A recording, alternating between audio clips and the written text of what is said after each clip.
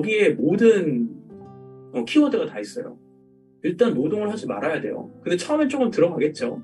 그리고 소득만이에요. 그러면 거기서 나오는 소득이에요. 근데 자, 우리 생각해보죠. 아파트 투자 자꾸 얘기해서 죄송합니다. 근데 대표적인 키워드가 아파트니까 제가 얘기하는 거예요. 그러니까 이해해주세요. 아파트 투자를 하고, 여러분들이 지금 다 아파트를 갖고 계실 것 같아요. 아니면 아파트 실거주를 하실 것 같아요. 그 아파트가, 내가 한 달 사는 생활비를 돈을 대준다, 안 대준다? 혹시 돈 대주시는 분? 있으면 여기에 숫자 1을 갖다 빨리 쳐주세요. 네. 내가 살고 있는 아파트, 아니면 내가 투자한 아파트가 매월 나한테 내 생활비에 단돈 10,000원이라도 도움이 된다. 숫자 1. 네. 48명 중에 아무도 없군요. 계시군요. 갤럭시 X9님. 참관님. 혹시 S9님 이거 월세 놓으셨나요? 갤럭시 S9님. 월세 놓으셨어요? 참관님도 월세 놓으신 거죠? 네, 대답이 없으시군요. 마키님 월세 놓으신 거죠? 네, 마키님도 아직 대답은 없지만 월세를 놓으셨겠죠. 네. 그 말이 뭔가요? 월세를 놓으면은 당연히 현금 흐름이 생기겠죠. 자, 그러면 관점이 생긴 거예요. 내가 사는 그 삶의 패턴에서 수익형 건물, 저 아파트 얘기했습니다. 아파트가 건물 얘기하지 마십시오. 지금 벌써 정답을 얘기하면 좀 곤란합니다. 아파트, 보통 우리가 일반적으로 하는 아파트로는 그건 투자고, 그게 내 삶의 패턴을 여유있게 만들어주지는 않아요. 건물주 부자들의 핵심을 제가 얘기하면은, 매월 받는 현금흐름을 만들어내는 게 굉장히 중요합니다. 그리고 매월 돈이 나한테 자동적으로 돌아오는 그 시스템. 그게 여기서부터 모든 게 시작이 돼요. 모든 게. 그리고 내가 지금 일을 하고 있는 거 있잖아요. 여러분들 각자 지금 직업이 있으실 것 같은데, 내가 하고 있는 그 직업에서 돈을 버는 방식도 이걸로 다 바뀌어야 돼요. 다 바뀌어야 돼요. 그리고 자녀들한테도 이 관점의 교육이 굉장히 중요해요. 근데 학교 교육으로는 이거를 절대로 알려줄 수가 없어요. 왜? 학교 선생님이 이런 걸 해본 적이 없거든요. 그리고 학교 교과서를 만든 사람들도 학교 교과서를 만든 사람들은 이걸 하고 있어요. 아주 악랄하게. 근데 학교 교과서에 적힌 내용은 이런 내용이 적혀 있지 않아요. 왜 학교 교과서에 적힌 내용이 얘기하냐? 저한테 22살에 남성분이 컨설팅을 왔었어요. 정말 좀 놀랐어요. 22살이 돈이 뭐가 있다고 나한테 컨설팅을 와? 라고 했는데, 그냥 대표님을 만나고 싶대요. 그래서 난 비싸. 난 컨설팅 비용 되게 비싸. 근데도 원래 그 비용을 내고 왔어요. 그래서 뭘 배우고 싶니? 그랬더니 부자가 되고 싶대요. 그래서 제가 딱 얘기했어요. 너 지금 22살인데 뭐 하고 있니? 그랬더니 걔가 그 삼수생이더라고요. 삼수생이었어요. 삼수생이어서 이제 삼수생인데 수능은 잘 못 보는 거예요. 그러니까 좋은 대학에 들어가지는 못하는 거죠. 그랬을 때 너 이때까지 문제 몇 건이나 산 것 같아? 그랬더니 딱 3년 동안 몇 건이나 산 것 같아? 그랬더니 못 사도 거의 한 100건 사지 않았을까요? 라는 얘기를 하는 거예요. 그래서 제가 웃으면서 그런 얘기를 했어요. 너가 제일 잘하는 건 뭐야? 그랬더니 걔가 자기는 영어는 무조건 잘한대요. 무조건. 그래서 왜 무조건 잘해? 그랬더니 자기는 수능 영어 100점을 무조건 만들어줄 자신이 있대요. 그래서 이제 저한테 그런 얘기를 하니까 그럼 제가 과외를 할까요? 학원 선생님을 할까요? 그런 얘기를 하더라고요. 그래서 그냥 제가 얘기했어요. 수능 영어 100점 만들어줄 수 있는 문제집을 너 한 번만 만들어봐. 그래서 제가 문제집이요? 그럼 문제집을 만들면은 그 교수나 그런 사람들 아니면 학교 선생님이 출판사에 의뢰해가지고서는 판매를 해만 그게 넘어가지 않을까요? 라고 얘기했는데 그게 아니거든요. 그 내용이 정말 괜찮잖아요. 그럼 출판사들이 그 내용을 사줍니다. 그리고 저자는 누군지 알 필요가 없죠. 굳이 유명할 필요가 없죠. 내용만 좋으니까. 그리고 그것만 홍보돼야 되니까.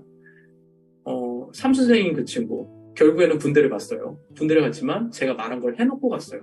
해놓고 가가지고서는 그 친구는 군대에 있으면서 매월 180만 원씩 벌었어요.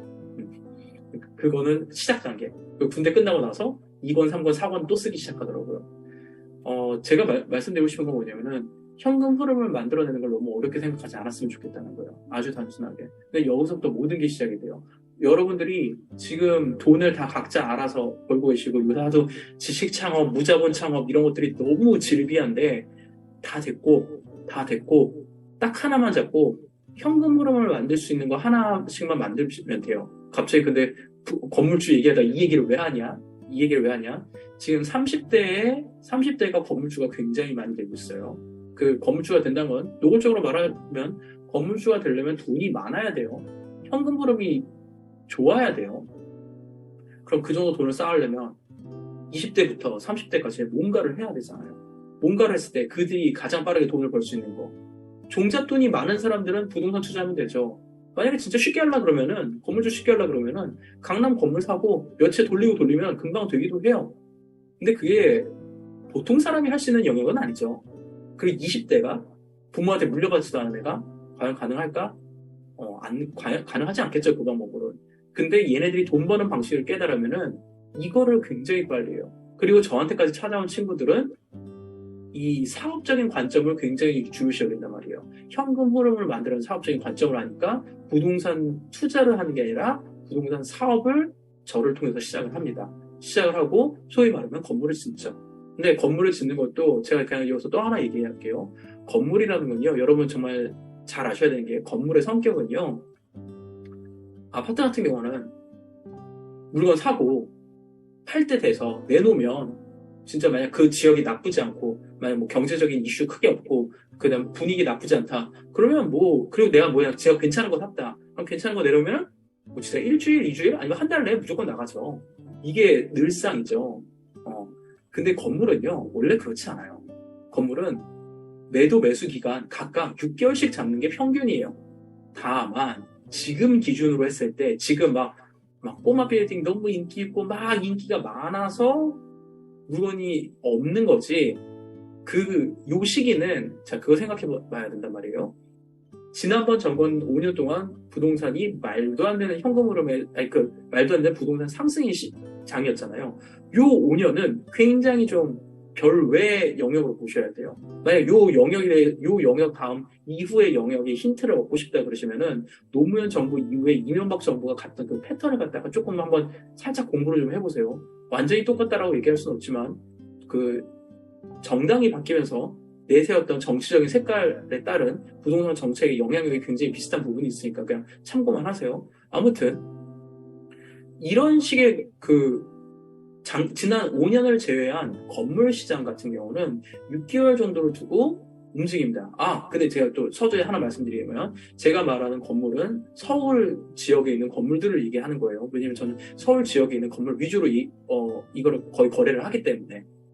물론 경기도권도 하고 부산권도 하지만 그 평균이 조금 달라요. 지역에 따라서 건물의 느낌이 좀 달라요. 그리고 어쩔 수 없지 않습니까? 제가 서울에 있으니까 전 서울에 훨씬 더 많은 임장을 했고, 여기에 있고, 오히려 지금 경남, 부산 이쪽에 계신 분들이 저보다 더 그 입지에 대해서는 더 뛰어나실 수밖에 없어요. 그래서 제가 함부로 그쪽에 대해서는 얘기하기는 어렵고, 기준은 지금 서울 기준으로 얘기를 먼저 말씀을 드립니다. 어쨌든 매도와 매수를 했을 때 한 6개월 정도고, 건물의 공시지가가 올라가는 그 비율을 따졌다고 했을 때, 지난 5년을 일단 제외하고 그 전 5년, 그 전 10년 이걸 쫙 통틀었을 때 한 매년 평균 한 10%의 상승률을 보였어요. 이게 일상이에요, 일상. 물론 정부이 다 똑같다는 건 아니고 에버리지 평균을 갖다가 얘기를 해드리는 거예요. 그렇게 해서 건물 투자를 해가지고, 건물 투자가 아니라 건물 사업을 하는 거죠. 왜? 이게, 자, 제가 방금 뭐라고 했어요? 6개월 동안 안 팔리는 거예요. 6개월 동안.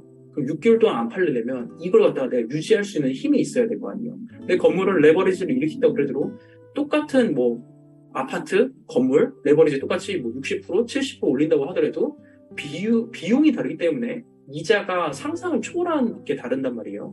그래서 내가 이걸 처음 들어갈 때부터 당연히 수익률 분석을 명확히 해야 되겠죠. 수익률 분석 안 하면 이거 아주 큰일 나겠죠. 당연히 하겠죠. 수익률 분석을 하고, 그리고 아파트보다 더 신경 쓸 게 많아요. 왜냐면 관리의 측면에서도 딱 본다 그러면은 아파트는 사실 관리할 게 그렇게 많지 않아요. 왜? 이미 아파트 관리단이 알아서 다 하잖아요. 뭐 이런 걸 조금 뭐 그런 예를 들어서 뭐 집에 그런 월패드 같은 거 있다. 그럼 이런 거뭐 망가졌다. 그럼 아파트 관리단에서 뭐 공동 구매 아니면 공동 수리 막 이런 거 다 안내하고 다 하잖아요. 하지만 건물은 관리단이 존재하지 않아요. 그래서 건물주가 곧 관리단 그 주인 역할까지 다 해야 돼요. 그리고 모든 세입자들의 그런 컴플레인과 AS를 다 담당을 해야 된단 말이에요. 이거 보통 일 아니거든요. 여러분들이 건물주가 되면 되게 좋을 것 같죠. 근데 막상 건물주가 딱 되잖아요. 그때부터 소위 말하면 헬이 펼쳐질 수도 있습니다. 네. 내가 모르고 들어가면은 아마 월세 받는 투자 상품을 해보신 분은 좀 알겠지만은 작은 오피스텔이든 빌라든 아니면 아파트를 월세를 넣든 월세를 놓으면 여기 세입자는 집주인한테 모든